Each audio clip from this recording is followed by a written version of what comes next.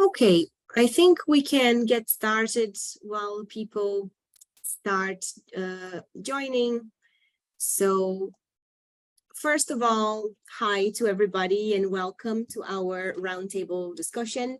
My name is Paula and I'm the program coordinator who oversees the delivery of our Level 9 postgraduate certificate in innovation and enterprise development here at Tangent Trinity's Ideas Workspace. And we are here today to hear our panelists' take on the role of and the importance of human innovation in the era of AI. So our panelists joining today are Ken Finigan, Chris Fogerty, and Jess Hayden, who is going to be joining us in a few minutes, but she'll be here soon. So I'll let you guys introduce yourselves. So Ken, would you like to go first? Hello, everybody. Ken Finigan here. I'm the CEO of Tangent, Trinity's Ideas Workspace. I'm delighted to be here to talk about artificial intelligence. It's a little bit pet subject of mine. I've in a previous life, before Tangent and before Trinity, I was a chief technology advisor in IDA Ireland, and I had the responsibility for developing a national proposition for Ireland in artificial intelligence. Which I'm delighted has been used as a proposition around the world to attract foreign direct investment into Ireland. So Ireland is an incredible country in terms of what is our talent, I guess, is like, and the companies that are based here. Having worked in IDA and having seen the success of foreign direct investment of companies and the job creation from this work, I decided that I wanted to work with the kernel of ideas, with individuals who had just ideas in terms of wanting to set up their own businesses or maybe create new innovative solutions and products in their own companies. So then I joined Tangent and Trinity. So I'm really looking forward to the panel discussion, and hopefully I can bring a kind of like a unique perspective to the conversation, combining the work from IDA and also talking about the programs that we run in Tangent. So looking forward to it, Paula. Thank you very much, Ken. Chris, would you like to go next? Absolutely. Thanks, Paula. Hi, everyone. Good afternoon. My name is Chris Fogerty, and I am Innovation Hubs Manager for County Kildare. So one of the primary hubs that I manage is Merits, the Mid-East Regional Innovation Think Space based in Naas. And I'm delighted that we have partnered with Tangent and Trinity College to deliver the Innovation and Enterprise Development Program earlier this year and again next year, because a huge amount of the work that we do, both in Merits and in our sister hub, which is the National Equine Innovation Centre, really revolves around innovation and basically tech startup companies. So quite similar to what Ken just mentioned, a lot of my experience and a lot of the experience of the innovation hubs in Kildare is that we work with tech startup companies. So from that very seed idea through the ideation phase and the implementation and the commercialization of a tech idea, and a huge number of the companies that we work with at the moment, be they one woman or one man bands or, you know, growing and scaling companies, a huge number of them are involved in the artificial intelligence space. More to the point, the application of AI to commercial challenges, you know, in real world situations. So it's something that's very topical at the moment. It's very topical where I work, and I'm really looking forward to the conversation. Perfect. So thank you, Chris. In a few minutes, as I said, we're going to have Jess Hayden joining us. She's an academic lead and facilitator here at Tangent, and she's also the co-founder of the Brave Lab. So to our audience who are joining us here today, if you have any questions, feel free to send your questions to the Q&A box that is at the bottom of your screen, and we'll address them at the end of the discussion, if that's okay. All right, we're good to start. Perfect, let's go. So I know that nowadays there's a certain anxiety around AI. Like, will it make humanity obsolete? Is it going to replace me? Is it going to replace my job? So there's a lot of conversations about that in the moment. So in this context, how do you think we can harness the potential of AI to complement or to amplify human innovation rather than replace it. Ken, would you like to go first? Sure. And I think what I might do to answer this question is probably give some of the examples of some of the startups that we've supported and the individuals that we've supported in Tangent. But maybe first to address the kind of like the concerns, I guess, of people. I'm a big believer that AI, just like when electricity was discovered, yes, it disrupted jobs, but it created a lot more. And I think actually it's like the OECD have published papers stating around 75 million jobs will be affected by artificial intelligence, but another 135 million will be created. So I think there's a net positive in terms of job creation when it comes to artificial intelligence, or at least that's what the experts are saying in the global organizations. How do we, to Chris's point earlier on, it's like, how do we apply AI to kind of like everyday solutions? You know, really understanding what the challenges are out there. So everybody in employment, everybody in life, we all understand and can get frustrated on a daily basis with different challenges that face us, whether they're professional challenges or whether they're personal challenges. And it's actually, if you're thinking from a innovative perspective, you can look to some of these technologies and go like, actually, how about if I apply artificial intelligence to this challenge? Is there an opportunity there, you know? And I think this is the mindset that we have to encourage, and this is the mindset that we do encourage in Tangent, I guess. Is like, instead of looking at something as a big kind of unknown and being scared of disruptive technology or being scared of something, actually to conquer that fear is like to just get to know it, right? And years ago, I remember somebody making the comparison between electricity. You know, I don't know how electricity, well, how it's created. You know, I don't know. I'm not an electrician or electrical engineer, but I know that the application of electricity has changed the world. You know, so it's the same with AI. So a lot of people will come to us in Tangent and go, do we teach AI, or are our programs AI focused? And I'm kind of going, absolutely. We don't actually teach kind of like the technology of AI, but we're teaching those skills that will help you and empower you and develop the confidence to look at and research and understand what AI means to you in your industry. And then, given your expertise or given your background, it's like, how can you apply AI to those potential challenges, or augment artificial intelligence with some of the challenges you have in your professional life. Some examples that have passed through Tangent over the past few years, and there's some really nice ones here as well. So one company that's going from strength to strength is a student startup called Weave. So I can't remember what they were called when they were with us. But what Weave do is they're using artificial intelligence to weave in foreign language words into English books or into English kind of like publication. So for example, if you wanted to read Hard Times and you wanted to learn Spanish at the same time, it weaves one word into the sentence in Spanish, so you can actually learn the language as you read the book. Only last week they released a not a web browser, but an attachment for a web browser, where websites now, I read The Guardian every morning just to see what's going on in the world, and there's an attachment on the website from Weave, and now it weaves one Spanish word into every sentence when I read it. So that's a really nice application, for example, of artificial intelligence. One of our, and that's kind of like, I guess it's like, so you're looking at kind of like education there, right? The education sector, another kind of like sector that one of our startups from a couple of years back is Avatar. They're in the entertainment industry, and they've created an entire kind of like AI based platform where you have panelists. So the panelists are avatars. So instead of seeing me, you see avatars, an avatar of me on the screen. And those guys, based down in Clorglin in County Kerry, are going from strength to strength as well. Yeah. Mm-hmm. And Sorry.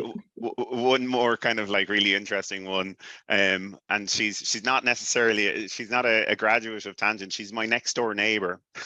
she's a photographer, and she's been really worried about kind of like, it's like if anybody has been looking at kind of like the impact onto the creative industries. Now there's an application, a platform that is actually generating pictures and paintings, etc. So as a photographer, she's totally embraced AI, and she's actually published on the front of In Dublin this month, because the skill set she has is around photography. For example, she understands lighting, and now she can speak to the AI with her expertise, and she can build through narrative with the AI pictures that are really unique and really striking, to the point now where she's found in a whole new kind of like sector. And instead of being kind of like adverse to a disruptive technology that technically could cause challenges in the creative space, she's fully embraced it. And now, as I said, she's got a picture on the front of In Dublin magazine this month. So it's a really nice demonstration of that mindset that we try to cultivate. It's like when something appears on the horizon that seems to be a challenge, or it seems to be scary, or seems to be unconquerable, actually, if you look at it, if you examine it and look upon it as an opportunity as opposed to something negative. And these are the skills that we embed in our students. It's like it's embrace the challenge, and you will find opportunity. Yeah, absolutely. I think those are really good examples of how AI actually complements and enhances human creativity and innovation, other than like replace it, which is, as when we started saying like, oh my God, is it going to replace me? No, it can actually make your work even more unique, if you know how to harness that power. So that's really great. So hi Jess, welcome. How are you? I'm good, thank you. It's good to be here. Good. So I gave a brief introduction on who you are before you joined. So we're going to move on now, so we'll talk about the next question. You and Chris can give your thoughts. So we are in an era that, as we're saying, is dominated by AI driven solutions. People are going to AI to, write me this text or make me a meal plan or something like that. So in this context, what do you think are the unique and the unique capabilities that humans bring to the innovation process? And in an organizational context, how can businesses and organizations cultivate these capabilities? So Jess, would you like to go next? Yeah, cool, thanks. I love this question because I think one of the things we teach on all of the programs that we work on in Tangent is this kind of building this capacity to look beyond the obvious. And intelligent automation or artificial intelligence systems, they've been trained on stuff we've already done in the world. So yes, maybe they'll find patterns that we won't have seen, or they'll prompt kind of newer thinking. But really, when it comes to like connecting things that have never been connected before, or mash up ideas, or taking a new lens or a new perspective on something, humans, I think, are probably not going to be matched for a very long time in that kind of ability. So I think there's like, yes, we can draw inspiration from some of the stuff. Before this panel today, I was on ChatGPT and I asked it, how can humans build a fairer future? And it was amazing what I got. I got like a 10-point plan for, how we can fix the world in under a second. It's really amazing. But there's stuff that, I was like, yeah, I would have thought of that myself. And there's other stuff that I thought, okay, actually, I've never thought about that before. And it was a prompt for me. And I think that's a really great way to harness it, and when we look at what's just happened in LA with the ending of the writers' strike, the deal that was made there is really, really interesting, because what the writers managed to do, fair play to them, was take back control of their ownership of the process. They can't lose a credit now for using AI. they are in charge of when IA gets used and how, and they can use it to harness and supplement their work and so on, but they still get their writer's credit, which is the most important thing to them. And I think that's showing us this like, that's the difference that we can make. It's an inspirational tool, but it's also potentially a tool to help us deal with overwhelm, where we're dealing with like lots of information that a human brain can't possibly ever compute. That's where intelligent automation comes in and makes our lives easier. I think, Ken, I came in just as I think you were talking about that kind of stuff, the tasks we don't really enjoy doing because they're just too psychologically expensive.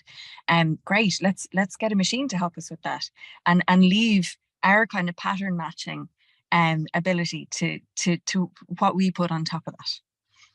Very good. Yeah, I think you're touching on a point there that says that we're using AI to fulfill certain needs that we have, you know, that we might not, we don't really want to do them, but so we can kind of outsource it to these AI softwares. So how do you think a more how can a more human-centered design ensure that AI innovations are aligned with the needs of society? Are the things, how can we see like this is actually what society needs? So Chris, do you have any ideas on that? Yeah, interesting question, Paula, and similar, I suppose, echoing somewhat what Ken and Jess have mentioned already.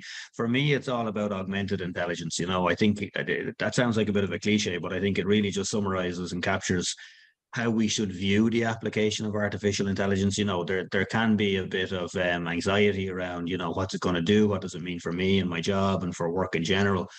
But as Ken mentioned, you know, with electricity or with the Industrial Revolution, you know, for the amount of jobs that are affected potentially negatively, I think the opportunities created, you know, are exponential, you know, and it's all about the application. It's how do you use artificial intelligence to augment what you're doing already?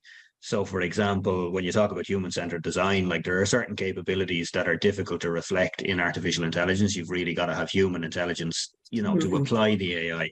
For example, creativity, emotional intelligence. One that really jumps out is kind of complex decision making. So you can, you know, while you can use artificial intelligence to compute massive amounts of data, you know, for data analysis. For example, in Merits, we're working with a company at the moment who are working on fraud detection using artificial intelligence. But artificial intelligence is just being used for the number crunching, you know, the huge database to be crunched, you know, and analyzed, and still the machine, as we'll call it, still has to refer for human intervention to say, look, I think I've detected fraud. Now it's over to you. So yeah, complex problem solving. The huge one really is in healthcare, for example. You know, a lot of people, there's been a lot of talk and a lot of debate in recent years around the use of AI in healthcare and medical diagnostics, you know, where people are saying, oh, well, you can't teach a machine to diagnose medical conditions or challenges like that. And I think, yes, you know, with the application, when you talk about, you know, the values and the needs of society, like when it comes to healthcare, I think that's a really it's obviously a very personal topic to people. You know, everybody's obviously engaged and interested in their healthcare and the provision of it. But I think in that instance, AI can be used obviously for data processing and for analysis, and then refer to the human for the experience, you know, and for the decision making.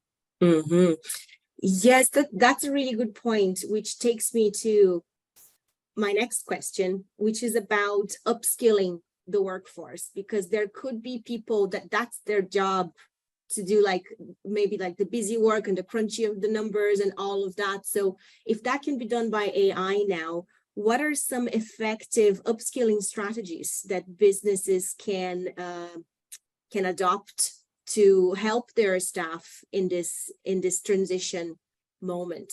Ken, would you like to jump in on that one? Oh yeah, that's a great question. And it's our raison d'etre, you know, it's why Tangent exists, you know, enhancing and developing kind of like people's creativity, innovation, and entrepreneurial skill sets. You know, there's you kind of asked the question from a business perspective, but I think it's kind of like if we bring it down to the human as well, at the individual, it's like it's something that businesses, but also individuals, and I know many people on this call probably are self-motivated and interested in participating on a program, not because they're being forced to by their organization, but because they have the ambition to kind of like stay on top of things, and they have the attitude to kind of like let's see what can happen. You know, it's like let me learn the ability to be to have an innovative mindset, to learn the kind of like the tools of innovation, how to what's really important on this program that we're kind of like talking to, I guess, is I think it's an incredible foundation, right? So if I speak to business or if I speak to the individual, it's like it's about a mindset, you know, or if you're looking at this from a business perspective, a culture within an organization, it's about it's are we afraid again of disruptive technologies? Are we scared to kind of like try new things? Are we afraid to fail? Whether it's an organization or an individual, it's like if that's your mindset, it's like it's going to happen. You know, it's like if you're going to run scared, but if you've kind of like have the attitude and the mindset where it's like, actually, do you know what? It's okay to kind of like I guess fail, and I hate using the word fail because it's not necessarily. It's like it's a really final word, but actually it's failing forward is, I think, the term is a more appropriate term. It's kind of like, let me try something. If that doesn't work, what happened? What can I learn from it? And let me try again and try it a different way, you know? That's the kind of like the individual approach, if you want. And it takes courage. It's being brave. It's kind of like, I have so much admiration for a lot of our students and learners on our programs, because they are like come to Tangent with an idea, and what they want from us is to help them build the skill set, build the confidence to be able to pitch that idea, to kind of like put flesh on the bones of those ideas as well, you know. And sometimes those ideas don't work out, you know. Sometimes it's like, okay, you'll go on a journey, and all of a sudden it's like you're kind of like somebody tells you, and I feel really bad sometimes, especially when we have some of our pitching sessions. It's like people will share their ideas, and you're kind of going like, you don't want to say it's absolutely awful, but because it's like that's their idea, that's where they've come from. So you're trying to be kind of like, it's okay, nudge them in the right direction or nudge them in a different direction. But it takes so much courage and so much bravery to stand up and like expose your mind. You know, it's essentially that's what's happening when you're sharing your ideas and you've been on a journey, so you become emotionally attached to that.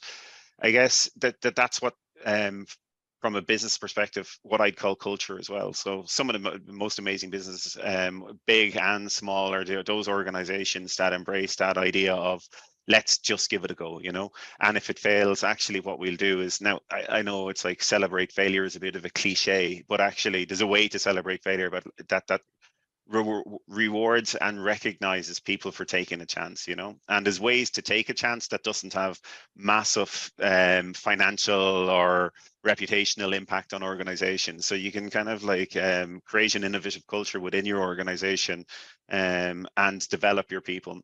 And I think to do that, I'll always say it begins with skills, it begins with education. Education is the great equalizer. And maybe just to give an example of that, we had a student on this exact program 2 years ago. She is somebody who I've known for a couple of years, and she worked as a graphic designer. She got laid off from her job, and she was kind of like, what am I going to do next, right? So she'd spent the past 20 years working as a graphic designer in an educational publishing company. And her skill set, you know, probably the reason why they were laying off people is because the technology came along and disruptive kind of like the traditional kind of graphic design skills, if you want. So she came to Tangent, participated in this program, and actually one thing that she said to me, she said, I've never presented in front of people before in my life. She'd been behind a machine and she'd been graphic designing her entire life. And she was so nervous getting up in front of people, pitching her idea, pitching her portfolio. She had an amazing portfolio as well. So she learned those kind of like, I guess, effective communication, collaboration, those transversal skills that are part of our program. and subsequent, and that was the foundations that gave her the confidence. She was like, you'll always see it in Tangent, and I love our programs for this. People will walk in kind of like a little bit kind of like nervous. It might be kind of like the average age of a postgraduate in our programs is 46 years old. Many of them haven't been back to college in 20 plus years, you know, so coming back to college can be a nerve-wracking experience. But they come in, they're a little bit nervous, and 6 months later, walking out, shoulders back, head held high, going like, I've had an idea, I've learned the skills, I know how to pitch my idea. If they don't like it, that's on them. And it's like, this is kind of like this is how I pitch myself. And now she's working as a UI engineer in one of the largest global multinationals for education publications in the world. So it's just a wonderful story of kind of like, our programs aren't just about, I guess, entrepreneurship. It's the entrepreneurial mindset. You don't need to leave and feel that you have to have a company at the end of it. You participate on the program, you learn the skills of innovation, problem definition, you learn how to pitch the idea, you learn how to collaborate with different disciplines, people from different backgrounds, and through all of that, you gain that confidence. And confidence is the biggest thing that I think is like people on our programs gain from our programs, whether they're individuals personally driven or whether they're in their organizations. They go back to their organizations and kind of go like, I got this.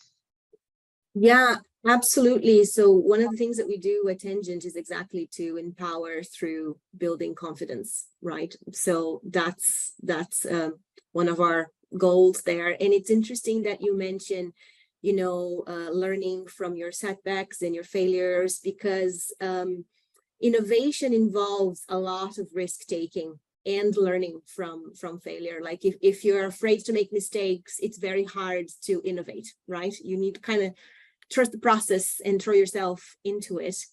But then on the other hand, like coming back to AI technologies, they tend to favor risk mitigation and predictability and safety, and how can we make sure this works, right? So how do you think our organizations can foster a culture that encourages experimentation and innovation when we have AI saying, oh no, this is the way to do it, and it's kind of like a less risky way to innovate? So how can we strike that balance? Jess, would you like to jump into that one?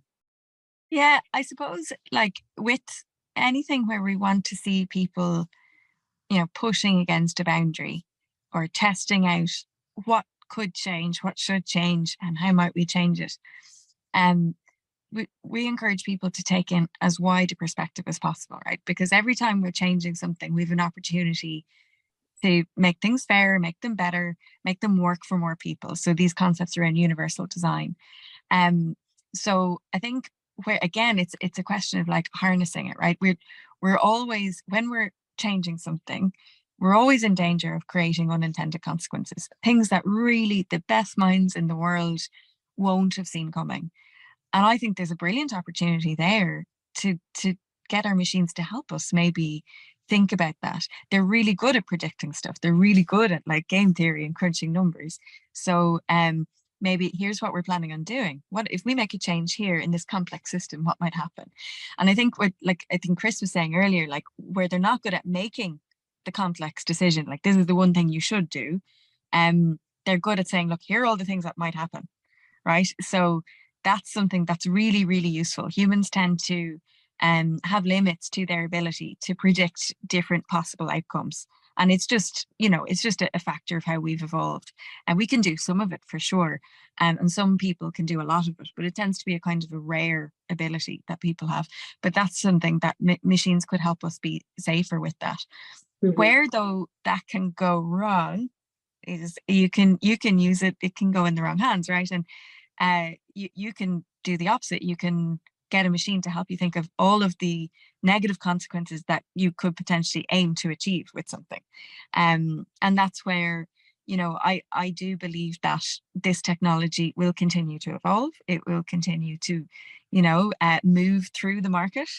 There'll be a time when, like, you know, there is a time back in the early 90s where we didn't all have phones. There'll be a time right now, we're not all using AI. There'll be a time, I think, in a very near future where we're all kind of using it, whether we know it or not, in different parts of our lives. But the bit that I'd be paying the most attention to is how can we make sure that there are ways that the technologies that we're using to create good aren't being used to create harm. And that, it's a massive question, but again, that's part of our job now. The technology has advanced to a certain degree. We have to take the responsibility to figure out that it's going to be like the balance of how it's going to be used is creating good. Absolutely. Yeah. So now, since we're looking into the future now, so what do you think are the most promising areas or industries that have a potential for collaboration between human-driven innovation and AI-driven innovation? Where can these two meet? Chris, do you have anything to say there? Absolutely, Paula. Yeah, I think there are a couple that spring to mind. I already mentioned healthcare. I think there's huge opportunity in healthcare. There's huge opportunity in fintech, you know, in the financial technology space, obviously. But one that maybe doesn't jump off the page for people and is very pertinent to today's conversation is probably education, you know. Ken mentioned earlier a very good example of Weave, and that's a fantastic application of artificial intelligence into education. But I think when you take education as an overall objective, like, you know, effective teaching, it needs adaptability and emotional intelligence and mentorship and things that you can't necessarily program a machine to do. You know, you can achieve levels of it, but yeah, for me, I think there's huge opportunity in education for AI. But you know, it'll get us to a certain level. But then you'll have programs like the programs run on Tangent and various other universities, and they're never going to, insofar as I can tell, you know, you're never going to replicate exactly what you'll achieve on a program like this purely through the use of artificial intelligence. Absolutely. Ken, would you like to jump in there? Ken is very keen to come in there. Yeah. Yeah, no, absolutely. It's a great question. Another great question. It's I always joke with respect to different industries, but I always joke if you're wearing a wig or a cloak or a gown, the very traditional sectors tend to be the conservative sectors and less let's say open to change and adoption of new technology. So like education, you know, in our own educational institution, it's 430 years or 431 years old, and it's like there's still a lot of tradition associated with it. I do think that AI and education ripe for disruption, you know. And I know the provost of the university, it's one of her main kind of like areas at the moment, areas of focus, to kind of like, what does a modern university look like with the advent of generative AI and ChatGPT, you know. I'm again, from the conversation you'll probably gather, I'm a big advocate. It's like, as chief technology advisor in IDA, once upon a time, my job was to be very create compelling propositions for organizations to kind of like to get involved in research and development, to get involved in innovation, etc. So I always see the opportunity, you know. And I do think that from an education perspective, I don't think we should hide away from ChatGPT. You know, I think actually I've seen some examples where different schools or different organizations are telling their students, like, okay, well, use ChatGPT as the tool, and you'll be graded on how effectively you're using ChatGPT. You know, it's like, as opposed to blocking these tools and pretending that they don't exist, we do have to learn how to use them, because they're being used. You know, students are writing their essays with ChatGPT, and the more you see text from ChatGPT, the more you become kind of like, okay, let's like you recognize generative AI outputs. In the beginning, it was real novel, but then you kind of like notice words that aren't in everyday's vocabulary, and you're kind of going like, all right, there's something going on here. But what I do think, like, as I say, first of all, it's embracing generative AI, and especially in education. Another area actually just that's really interesting, and we've worked with as well, is the legal profession. You know, it's ripe for disruption. Like you go to any courtroom around the country and literally wigs, gowns and robes and very traditional. They still have chalk paintings of kind of like proceedings that are happening in there. But some of the more progressive kind of like large legal organizations, and we've worked with one of them, recognize that this is happening and this is coming, and as opposed to kind of like not acknowledging it, they're taking measures and steps to empower their staff through kind of like through programs that we run. So we've run bespoke programs for them in developing the innovation articulation and tools within that organizations, but pair that with kind of like an understanding of the power of AI, and all of a sudden you've got an entire kind of like workforce who are coming up with brand new ideas in terms of how to create new innovations for their clients, for their customers, etc. And they're putting themselves out in front of every other legal organization in the country. This is true and proper innovation. You know, it's like they've got the competitive advantage, all these kind of like I won't say cliches, but the first mover advantage, etc. So I do think industries and sectors that are very traditional and have been kind of like, you look at them and have been very stagnant, let's say, in terms of we don't do that type of work around here. It's like they're ripe for disruption. Just and my Paula, you know me, it's like at this stage now I will talk about another startup we supported years ago on Launchbox, one of our student startups, and it was they automated Divorcee were their name, and they automated the divorce process. So I think the cost of a divorce in Ireland is between 5,000 and 10,000 euros. But what it is, it's a series of different papers that need to be signed and all that kind of stuff. So essentially, they've created leveraging artificial intelligence a process where you can get a divorce for a couple of €100. And Wow. I see those companies are kind of like on the market at the moment. But it's kind of like it's this disruptive thinking. It's like if you look at the legal sector, it's kind of like a lot of it is kind of like understanding past precedents, laws, etc., etc. So it's a sequence of different things that are required. If you understand that, how do you automate it? How do you leverage artificial intelligence to disrupt an industry? And that's what I mean. It's like, and bringing it back to this there's an analogy of electricity. When electricity was discovered, it was kind of like, okay, well, what can we do with it? And it's like, every single one of us has some type of challenge, like that we if we actually sat with it for a little while and maybe talked to other people and understood artificial intelligence, we could all be kind of, I don't want to say billionaires over the next couple of years, but actually we could with the right set of tools and the right environment, we could all be creating genuine solutions to challenges, you know. Absolutely. Yes. Jess, you have your hand up there. Do you want to join in? I want to add something, because I agree with Chris and Ken. Like there's lots of kind of traditional industries that can be disrupted in loads of ways with AI, but actually there's also another kind of, there's emerging industries where there's a need to act really fast, as fast as we possibly can, and climate mitigation is the one that kind of jumps out to me.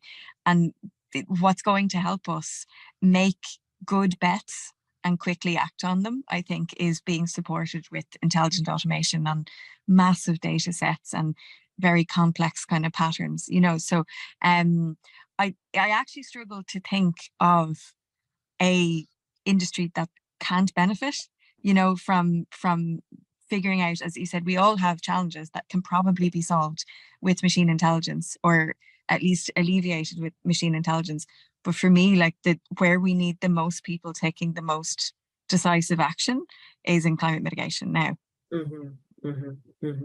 Can I jump in there, Paula? Just it's like Yeah. to echo something there as well. And it's not necessarily, well, it's an area, not necessarily a business sector, but policy as well. You know, one of the big challenges actually to coming up with solutions is actually how, I guess, the speed policy can be changed or policy can be created. And this is where I'm not talking about any sector, I'm talking about government. You know, it's like I hosted a panel conversation last year at some stage, and there was a lot of the tech companies on it, and the biggest challenge that they have is regulation. I know there is a question there from somebody about regulation, but it is how quickly governments can enact and create policy that's supportive, you know, because we can all have the greatest ideas in the world, but if the policy doesn't exist, or if our governments aren't dynamic enough to react to kind of like the speed at which industry is acting, that's kind of like, it's like you're only as strong as your weakest link. So I do think there is a need for greater engagement from governments as well, to understand and to support what's happening across different sectors too. Okay, that was a great discussion. Thank you, everybody. So we do have a few questions from the audience there. So we don't have a lot of time left. I don't think we'll be able to address them all, but let's see how much we can get through. So the first one is asking, do you see any sector that has more resistance to try and use AI? And you might have touched on that, Ken, like you're talking about the ones that are more conservative, you know, like, is there anything you would like to expand on this point?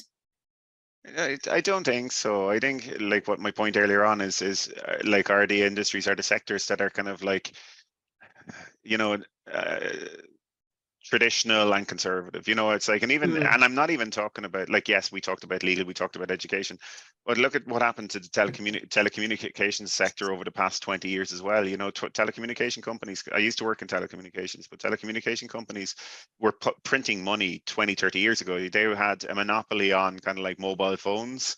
And I remember sitting in a meeting once upon a time about 15 years ago, and there was a discussion about charging for text messages. Now, I'm sure there's a load of people listening to this that probably are going like, you used to have to pay per text message.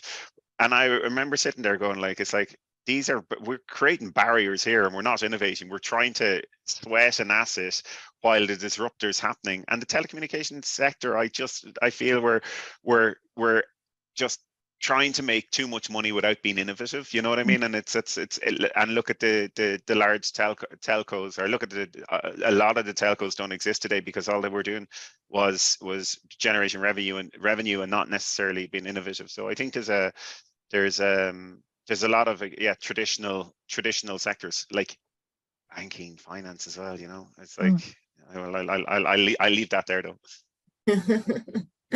Okay, let's move on to the other question there and see, do you think that a standards framework for AI could limit innovation and stifle creativity? And if so, what would you suggest to manage bad actors in the AI space? Would anybody like to jump in for that one? Don't mind having a go at it. Just given the background in artificial intelligence from years ago.